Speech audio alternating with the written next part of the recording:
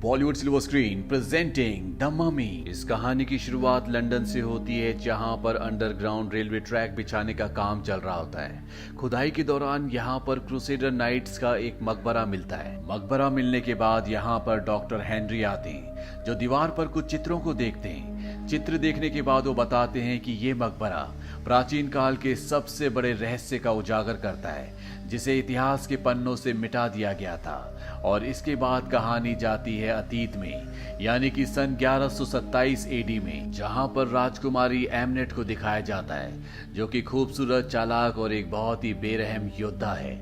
मिस्र की गद्दी की सबसे बड़ी वारिस वही है, क्योंकि राजा की उसके अलावा कोई भी औलाद नहीं है। पर जल्द ही मिस्र के राजा यानी कि एमनेट के पिता दूसरी शादी कर लेते हैं। उनका बेटा होता है और अब वही मिस्र की गद्दी का सबसे बड़ा दावेदार है। ये बात एमनेट को बर्दाश्त नहीं होती, क्योंकि वो मिस्र की सत्ता अपने हाथों में लेना चाहती थी। इसीलिए वो बुराई का रास्ता इख्तियार करती है और वो बुराई के देवता सेट का आह्वान करती है। सेट उसके पास आता है और उसे खंजर देता है, और जैसे उसे खंजर देता है उसका पूरा शरीर बदल जाता है। ये एमनेट का एक तरह से दूसरा जन्म होता है। इस खंजर से वो अपने पिता और अपने भाई को मार देती है, लेकिन सेट को वो इंसानी दुनिया में लाना चाहती है, जिसके लिए उसे सेट को एक इंसानी शरीर देना होगा। इसके लिए वो एक इंसान को चुनती है, पर इससे पहले कि वो उस इंसान को उस खास खंजर से मारती जो उसे सेट ने दिया था, यहाँ पर राजा के सिपाही आ जाते हैं, जो एमनेट को पकड़ लेते हैं।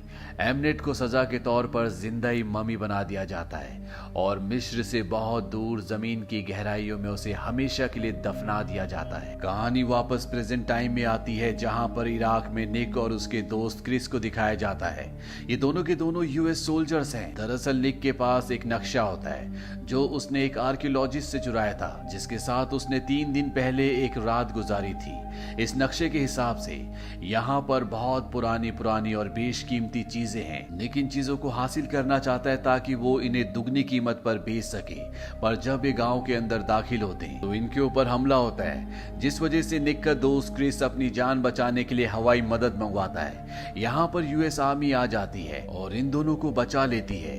अब यहाँ पर जेनिफर आ जाती है। जेनिफर वही लड़की है जिसका निक ने नक्शा चुराया था। वो निक को एक थप्पड़ मारती है और उससे अपना नक्शा वापस मांगती है, पर निक साफ मुकर जाता है। तभी जेनिफर देखती है कि यहाँ पर हमले के दौरान जमीन के नीचे एक बहुत बड़ा गड्ढा हो गया है, जो कि पुराने वक्त का कोई स्ट्रक्चर है। वो निक और क्रिस को अपने साथ नीचे ले जाती है, जहाँ पर निक के हाथ में पानी की एक बूंद गिरती है। पर जब जेनिफर उस बूंद को देखती है तो पानी नहीं, बल्कि वो पारा होता है, जो जमीन पर गिरने के बाद दरार से नीचे की तरफ जा रहा होता है। ये तीनों के तीनों नीचे जाते हैं, जहाँ पर पारे का एक कुआं होता है, जिसके चारों तरफ 6 गार्ड्स होते हैं, जो सब के सब कुएं की तरफ देख रहे होते हैं। कुएं के अंदर कुछ रस्सियां भी होती है, जिन्हें देखकर जेनिफर समझ जाती है कि ये कोई मकबरा नहीं बल्कि जेल है। कुएं में पारा इसलिए होता है क्योंकि पारा बुरी शक्तियों को कमजोर करता है। पर अभी भी इनके सामने ये रहस्य होता है कि इस पारे के अंदर क्या है। तभी निक यहाँ पर एक रस्सी पर गोली चलाता है। रस्सी टूटने के बाद ऊपर से एक भारी चीज नीचे आती है और पानी के अंदर जो ताबूत होता है वो बाहर निकल जाता है। ये एमनेट का ताबूत होता है, जिसे आज से हजारों साल पहले जिंदा मम्मी बनाकर दफना दिया गया था। ताबूत के बाहर आते यहाँ पर बहुत सारी मकड़ियां आ जाती है। एक मकड़ी क्रिस को काट भी लेती है और अगले पल निक को विजन्स आते हैं, जो रेगिस्तान में एमनेट को देखता है।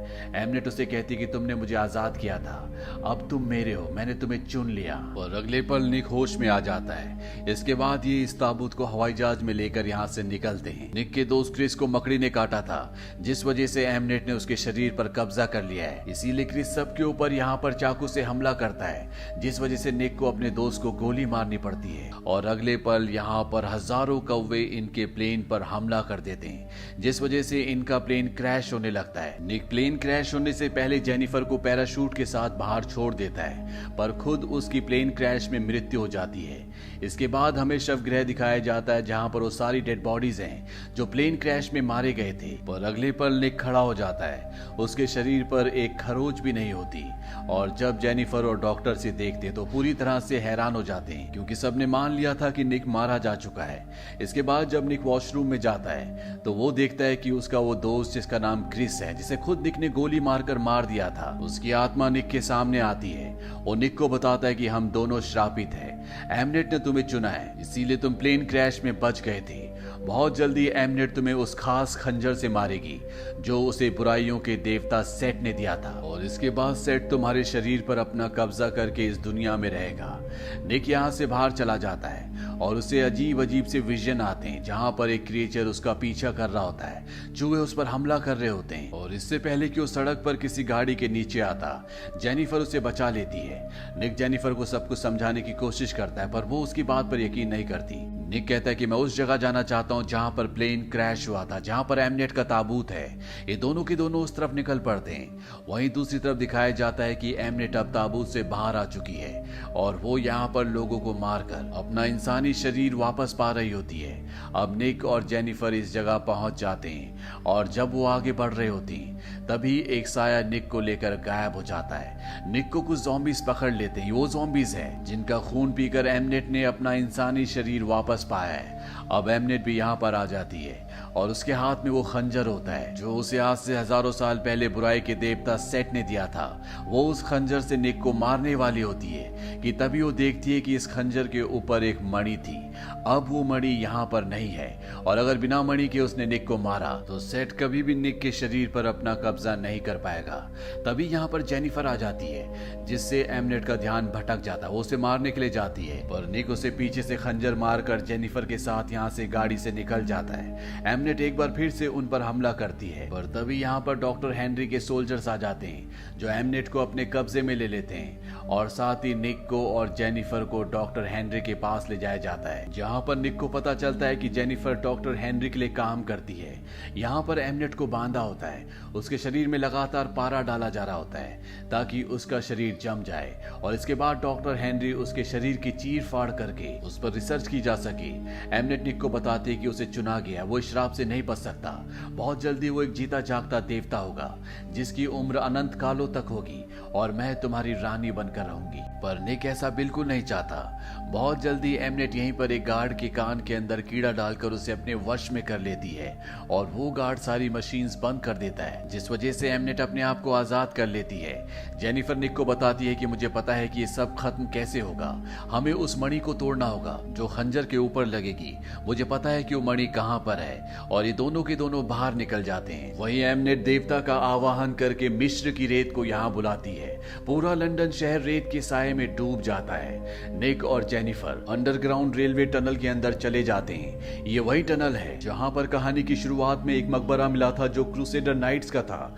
क्रूसेडर की कब्र के अंदर वो मणि थी जो खंजर के ऊपर लगेगी, जो वहीं उन ताबूतों के पास डॉक्टर हेनरी के लोगों के पास है। एमनेट अपनी शक्ति से क्रूसेडर नाइट्स की जितनी भी ममीज होती है उन सबको जिंदा कर देती है और वहां पर वो सब लोगों को मार देते हैं। इसके बाद एमनेट वहां पर आती है और मणि को खंजर में लगा देती है। वहीं दूसरी तरफ निक और जेनिफर को दिखाया जाता है जिनके पीछे बहुत सारे मुर्दे पड़े होते हैं। निक और जेनिफर दोनों पानी में गिर जाते हैं और इससे पहले कि वो बाहर निकलते वहां पर एमनेट आती है और जेनिफर को पानी की गहराइयों में ले जाती है। हालांकि निक उसे बाहर ले आता है पर अब उसकी मृत्यु हो चुकी है। एमनेट अब निक को भी मारकर अपने अनुष्ठान को पूरा करना चाहती है पर निक किसी तरह से उससे वो खंजर छीन लेता है। पर इससे पहले कि वो मणि को तोड़ता है एमनेट उसे कहती है कि तुम एक जीते जागते देवता बन सकते हो, मौत पर तुम्हारा काबू होगा। ये सुनते ही वो अपने आप को खंजर मार देता है जिससे उसके अंदर बुराइयों के देवता सेट की सारी शक्ति आ जाती है। वो एमनेट के पास जाता है पर जैसे ही वो जेनिफर की डेड बॉडी देखता है वो अपनी चेतना में आ जाता है और एमनेट का साथ ना देकर उसे मार देता है। साथ ही वो जेनिफर को भी जिंदा कर देता है। दरअसल उसने अपने आप को खंजर सिर्फ और सिर्फ जेनिफर के लिए मारा होता है ताकि वो जिंदा हो सके। इसके बाद वो यहाँ से निकल जाता है। इसके बाद डॉक्टर हेनरी यहाँ पर आते हैं जो जेनिफर को बताते हैं कि हमें नहीं पता कि निक अपनी शक्तियों का इस्तेमाल बुराई के लिए करेगा या अच्छाई के लिए। अंत में हमें निक को मिस्र के रेगिस्तान में दिखाया जाता है। उसके साथ उसका दोस्त क्रिस भी होता है जिसे निक ने जिंदा कर दिया और ये एक अनजाने सफर पर निकल पड़ते हैं। इसी के साथ ये कहानी यहीं पर खत्म हो जाती है।